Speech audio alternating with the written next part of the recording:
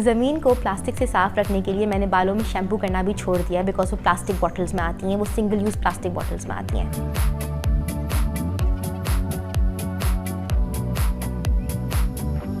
अस्सलाम वालेकुम जी, मेरा नाम नूरुल हुदा है। मैं एक टेलीविज़न प्रोड्यूसर हूँ पाकिस्तान में, कराची में। और मैं अपने आप को बोलती हूँ कि मैं एक क्लाइमेट कम्युनिकेटर हूँ।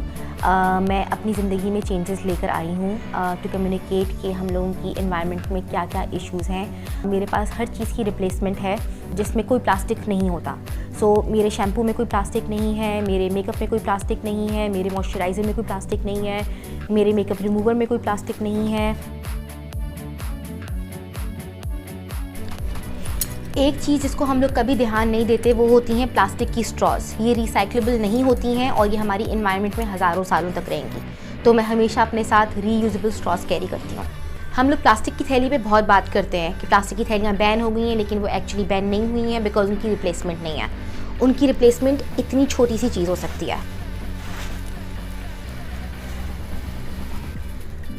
अगर आप अपने साथ ये कैरी करें तो आपको प्लास्टिक की थैलियाँ यूज़ करने की ज़रूरत नहीं पड़ेगी दुकान पे जाकर।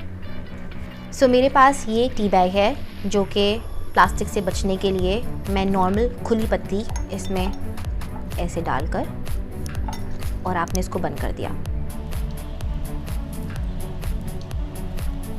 और फिर आपने ये पत्ती गर्म पानी में डिप कर दी।